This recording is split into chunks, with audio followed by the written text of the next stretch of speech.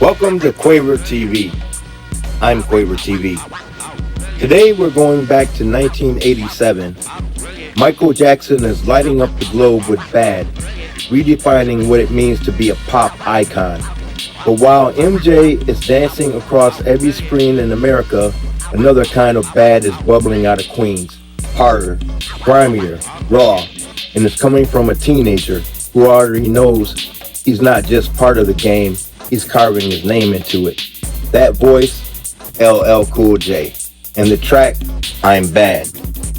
It's classic, aggressive, loud, full of bravado, but what makes it immortal isn't just the yelling or the confidence, it's what he leaves you with at the very end. My tongue's a chisel and this composition's sculptor. This is not just a punchline, that's a declaration of artistry. Let's break it down. My tongue's a chisel, that's the tool, the weapon, the edge. LL's not saying he's simply rhyming, he's saying his words shape things. They carve, they create. He's not just speaking, he's cutting into the beat, chiseling away at the silence, revealing the art underneath. And what's that second part? This composition of sculptor? That's him. Not the beat, not the producer, LL himself. He's not being shaped by the track, he's the one doing the shaping. He's in charge, he's the hand, the mind, the sculptor with the chisel, and the track is the marble. What you hear when you play isn't just a song, it's a finished sculpture, a structure made of rhythm and rhyme. And it's important that this line comes last. It's not tossed in the middle. He doesn't say it in the hook. He waits, builds, dominates the track, then finishes like a master, standing over his work, saying, I did this. That's LL Cool J in a nutshell. By the time I'm Bad dropped, LL had already changed the game with radio. He was the first solo act signed to Def Jam. 16 years old, full of heat, full of rawness. Radio stripped it down to the essentials. Hard beats, sharp rhymes, no gimmicks. That album didn't just make noise, it made a movement. But by the time Bad rolled out in 87, there was chatter. Critics saying he softened up, that he was slipping, that the kid with the Kangol hat might be done. So what does he do? He doesn't talk about the hater. He doesn't defend himself in interviews. He doesn't write a diss record. He drops a track that's a punch in the face to every doubt in the room. I'm Bad is a full-on assault. He's not just confident, he's unreasonable. He talks about breaking jaws, knocking out cops, killing rhymes so hard they need chalk outlines. But none of that bragging matters as much as the final moment.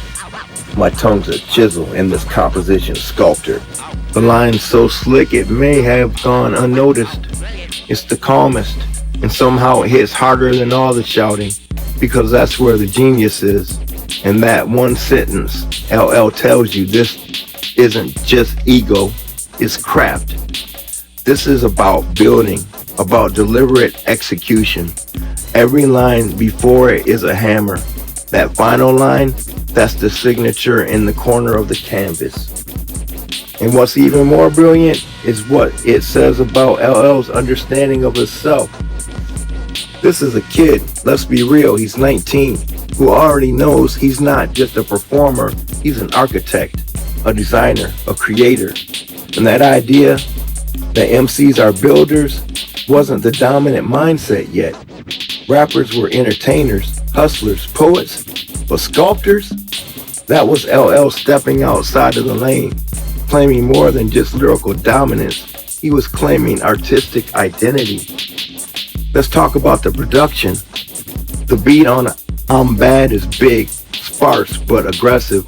It gives L room to breathe, room to strike. That's what Def Jam knew how to do. Give the right artist the right space. And L filled it, not with fluff, not with noise, but with construction. That track is a block of granite, and his voice is the only thing shaping it. And Def Jam, this wasn't just a label, it was a revolution. L was the crown jewel. Before the crossover success, before the bling era, LL was doing it first on his own terms. While the Bronx and Queensbridge were busy tearing each other apart in the bridge wars, LL was cutting through all of it with skill. He wasn't just part of the conversation, he was the punctuation.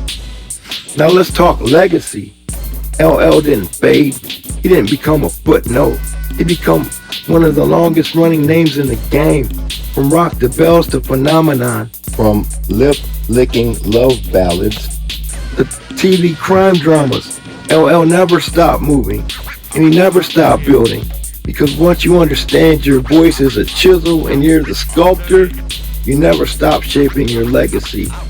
That one line proves he wasn't just trying to make a hit, he was trying to make something that lasts, and he did. Until next time, try to enjoy the daylight.